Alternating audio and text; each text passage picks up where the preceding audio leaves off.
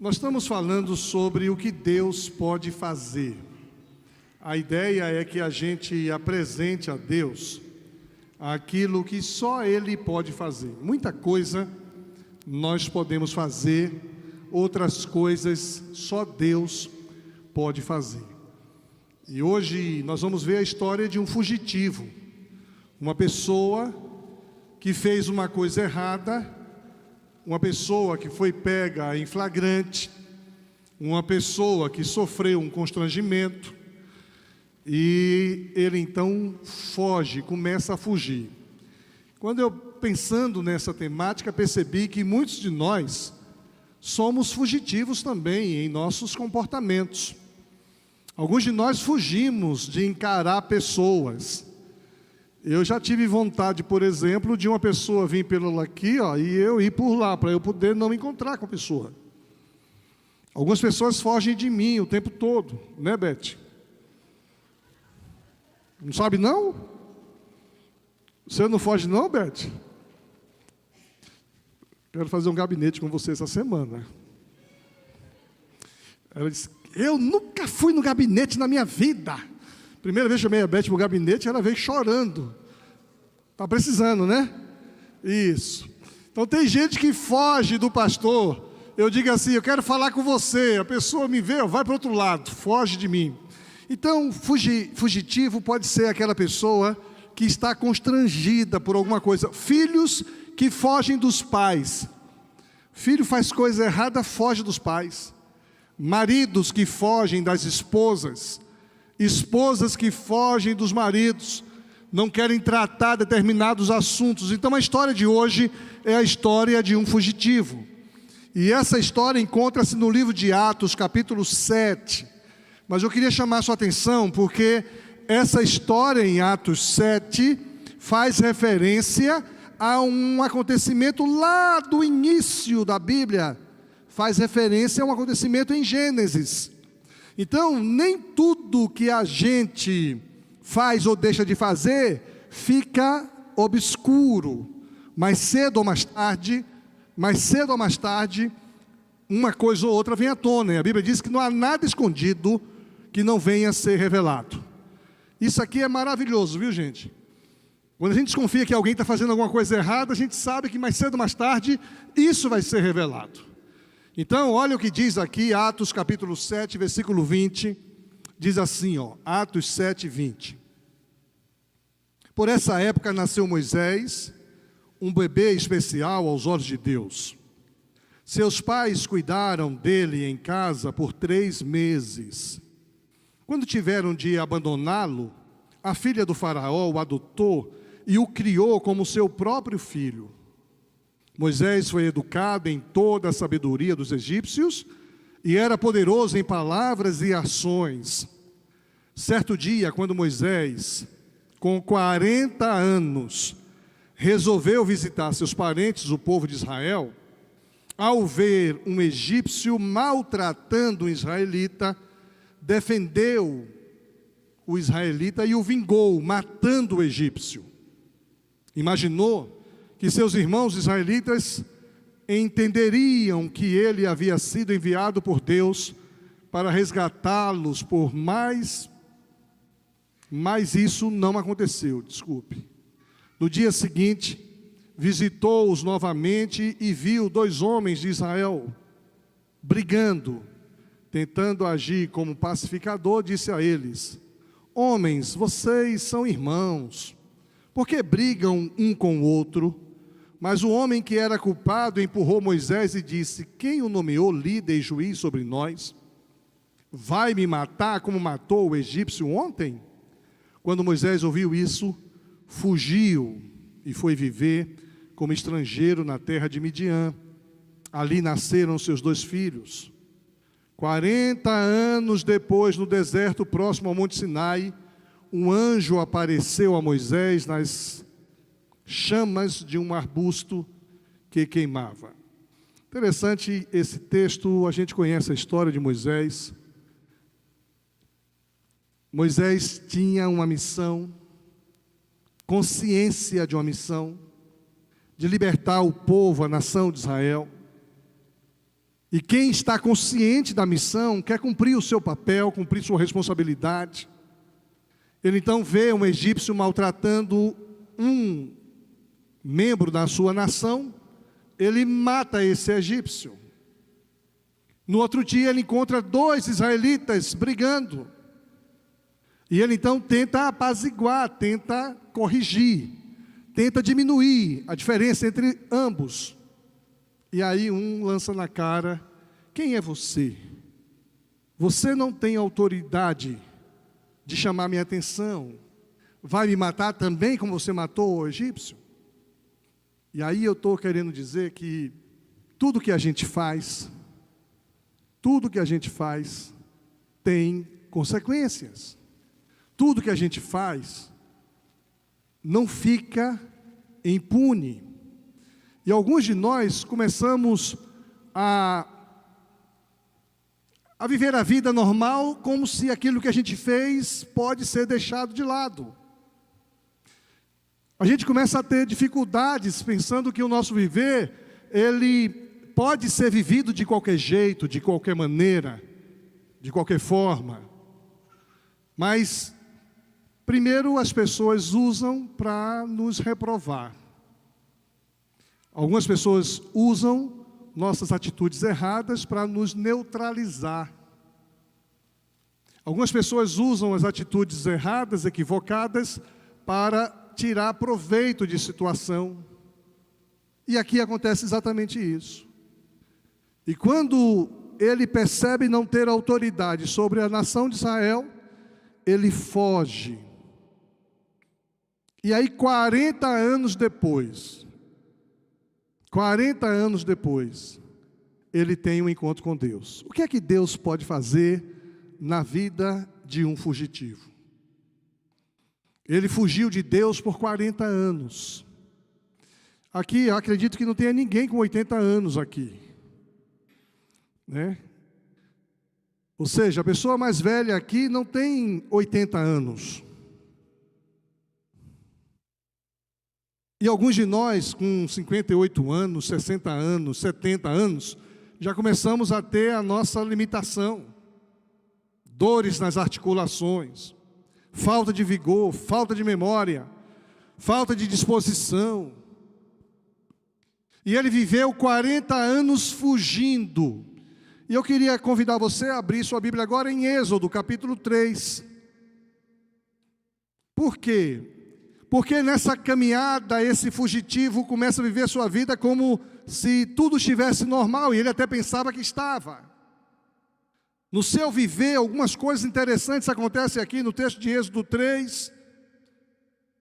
E olha o que diz o texto: certo dia Moisés estava cuidando do rebanho do seu sogro. Cuidar do rebanho do sogro era a atribuição dele.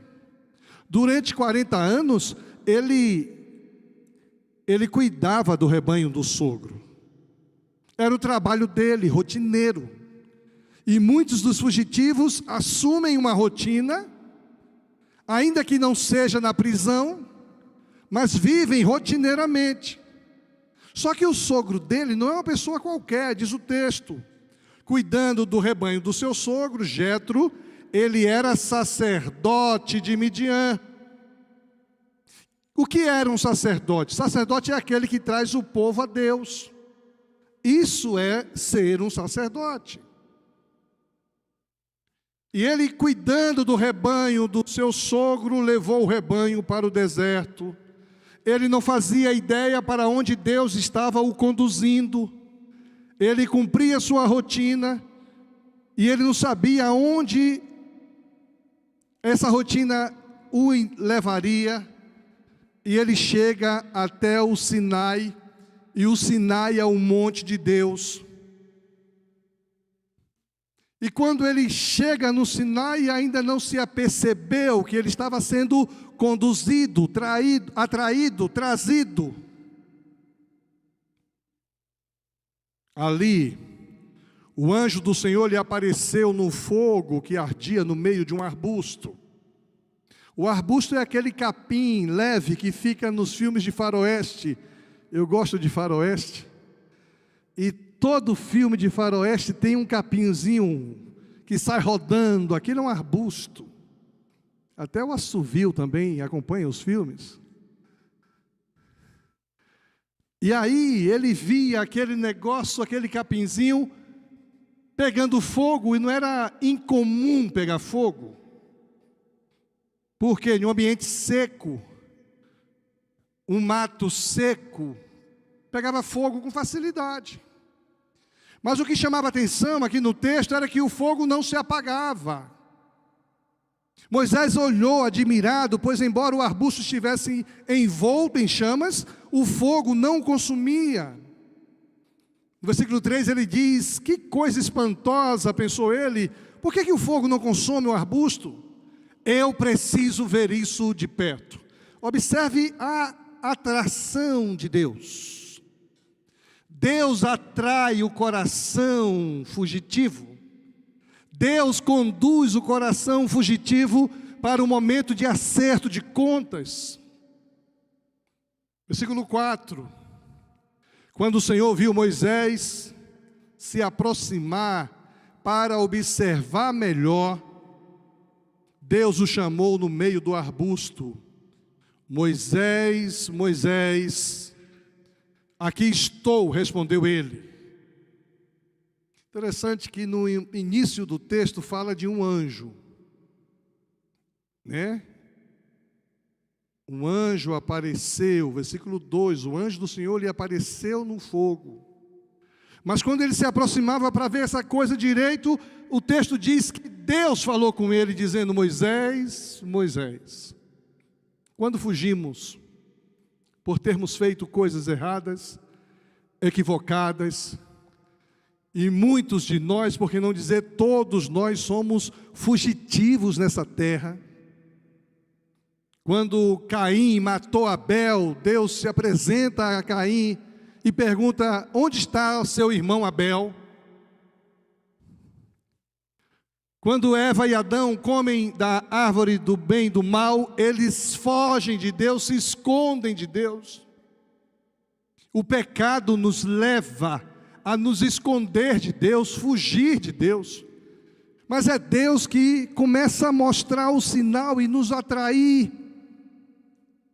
E quando nós somos atraídos por Deus, nós somos levados, e diante de Deus ouvimos Deus falar: Moisés, Moisés. Ele diz: aqui estou, respondeu ele. E aí Deus diz: não se aproxime mais. O Senhor o advertiu: tire as sandálias dos seus pés, porque você está pisando em terra santa. Aqui começa a evidenciar que terra santa não é lá em Israel, na terra santa, onde hoje está havendo o conflito. Essa semana cancelei a nossa viagem para a Terra Santa. Estava previsto para maio e nós cancelamos. Não vamos mais em maio, talvez a gente vá em outubro, porque a guerra gera insegurança. É uma Terra Santa lá. A Terra Santa é no templo da Igreja Batista em Lindóia. A Terra Santa é onde o Senhor está. E aonde o Senhor está é Terra Santa, ainda que quem esteja diante do Senhor seja um fugitivo, seja alguém que tem sua consciência acusativa, pesada, denunciadora. Aí Deus estabelece um perímetro. Você está consciente de que você está diante de mim? Tire as sandálias dos pés. Muda a maneira de andar. Busque santidade. Eu não sou um qualquer que você possa se aproximar sem consciência de pecado, sem arrependimento, sem consertar sua caminhada. Não se aproxime mais, o Senhor o advertiu. Tire as sandálias, pois você está pisando em terra santa. E aí Deus se mostra quem Ele é. Eu sou o Deus de seu pai, o Deus de Abraão, o Deus de Isaque, o Deus de Jacó. Quem é Abraão? Quem é Isaque? Quem é Jacó? são patriarcas de famílias aparentemente complicadas, famílias aparentemente desestruturadas, famílias aparentemente difíceis, parecida com a sua família, parecida com a minha família, parecida com a nossa família. Hoje à noite falaremos sobre isso. Famílias aparentemente complicadas. Mas Deus ainda assim diz: eu sou o Deus de seu pai, o Deus de Abraão, o Deus de Isaac e o Deus de Jacó. Quando Moisés ouviu isso, cobriu o rosto, porque teve medo de olhar para Deus. Temeu ao Senhor. Se eu estou diante de um Deus, que é o Deus do meu pai, de Abraão, de Isaac e de Jacó, é o Deus onisciente que sabe todas as coisas. É o Deus que sabe o que eu fiz há 40 anos atrás, quando matei um egípcio. É um Deus que sabe que eu vivo na terra de Midian, fugindo dessa culpa, fugindo dessa acusação. E aí, depois desse encontro com Deus, onde se estabelece um protocolo de conserto, de vida, de mudança de propósito, onde há um perímetro sendo traçado, onde há uma conduta diferenciada, exigida, tire a sandália dos seus pés, onde se estabelece o que é santo, verdadeiro, correto. Aí Deus então dá para esse fugitivo uma missão. Então o Senhor lhe disse, versículo 7, por certo tenho visto a opressão do meu povo no Egito, tenho ouvido o seu clamor por causa dos seus capatazes, sei bem quanto eles têm sofrido. Por isso desci para libertá-los do poder dos egípcios e livrá-los do Egito, e levá-los do Egito a uma terra fértil e espaçosa. É uma terra que produz leite e mel com fartura, onde hoje habitam alguns povos. E nesse contexto, mesmo um fugitivo ouve de Deus o compartilhar de um coração piedoso, compassivo, desejoso de ajudar.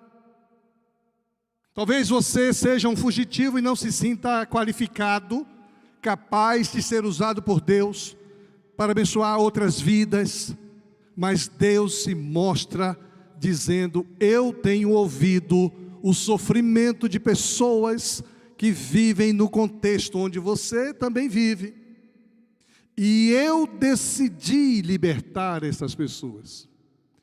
Você, Moisés, mesmo com a consciência culpada, precisa entender a mudança de postura, porque eu quero usar você. O clamor desse povo chegou até mim, e eu desci para socorrer, eu desci para ajudar, eu desci para ajustar. Muitas vezes nós precisamos que Deus desça na nossa vida, Deus desça na nossa família, Deus desça no nosso ambiente de trabalho, Deus desça em nosso coração, Deus desça aonde há opressão, aonde há sofrimento. Ao ouvir essa palavra, eu tenho facilidade de orar e dizer: Deus, desce ali com o teu bálsamo. Deus, atende a oração em nome de Jesus. O clamor deste povo chegou até mim. E aí, mesmo fugitivo, quando tem um encontro com Deus, Deus dá a ele uma missão. Versículo 10, agora vá, pois eu o envio a Faraó, você deve tirar o meu povo, Israel, do Egito. Você vai ser o instrumento de livramento do meu povo. Aí ele recebe uma missão, ele recebe um chamado, ele recebe uma vocação. E eu tenho dito que todo cristão tem uma missão, todo cristão tem um chamado, todo cristão tem uma vocação. Não espere receber uma missão dada pelo pastor ou pelo seu líder. Você tem uma missão de ser instrumento na vida de outras pessoas. Eu olho para esse texto e aqui eu quero tirar 3 ensinamentos para a gente poder responder a uma manifestação de Deus quando fugimos muitas vezes por sentimento de culpa, por decepção, por frustração. O que Deus pode fazer? Primeiro, Deus pode atrair sua mente e o seu coração. Ainda que você esteja perdido em uma rotina de 40 anos, levando o rebanho do seu sogro todo dia para pastar, você faz isso 40 anos, nós precisamos deixar-nos ser atraídos pela glória de Deus. A glória de Deus nos atrai, me atraiu. Deus atraiu, chamou a atenção de Moisés. Se Moisés fosse um indivíduo relapso, olharia para lá e ignoraria o fato do arbusto estar em chamas. Muitas vezes Deus tem chamado nossa atenção, e muitas vezes nós estamos ignorando o chamar de Deus. Me atraiu com sua glória. A glória de Deus nos atrai.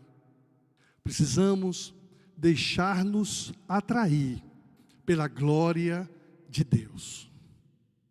Você tem percebido Deus chamando você, mostrando sinais, dando sinais, revelando que Ele quer que você se aproxime mais dEle? Tem muita gente fazendo um bocado de coisa para fugir da presença de Deus. Eu me lembro quando eu era criança, que fazia coisa errada. Eu não queria estar diante do meu pai nem da minha mãe. Aí eu fazia as nossas atribuições com muita dedicação. Fugindo do meu pai e da minha mãe, eu ia lavar o prato. E minha mãe tinha uma tabela lá, disse, mas eu quis, hoje não é seu dia de lavar prato. Mas a pia estava cheia, resolvi lavar o prato. Fugindo de encarar minha mãe, eu me refugiava em tarefas, em atribuições. Muitas vezes Deus quer nos atrair, a gente foge fazendo a obra dEle. Deus, estou indo visitar. Deus, estou indo pregar. Deus, estou levando a cesta básica. E o que Deus quer é que você tire as sandálias dos pés e chegue com o coração arrependido, porque Ele quer transformar você de fugitivo em um missionário, em um agente, em um servo dEle, para cumprir a agenda dEle, não sua agenda.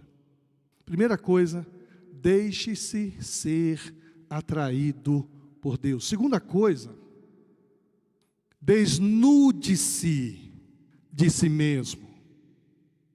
Abra mão de você mesmo. Precisamos desnudar-nos de nós mesmos. Tire a sandália dos seus pés. Não confie na proteção do seu calçado. Deixe de confiar em si mesmo, nos seus recursos, nas suas habilidades. Se apresente vulnerável ao Senhor. E tem sido assim, todo o profetismo de Israel, sempre há uma ação de vulnerabilidade, quando miserável pecador eu sou, me vejo diante de um Deus santo. Confesse o seu pecado, confesse e admite sua impureza, corrija seu caminhar, sua postura, desnude-se de si mesmo. Nós vivemos numa sociedade que nos leva a pensar em nós mesmos. E a gente valoriza demais o eu. O nosso eu é evidência, porque eu fiz, eu faço, porque eu.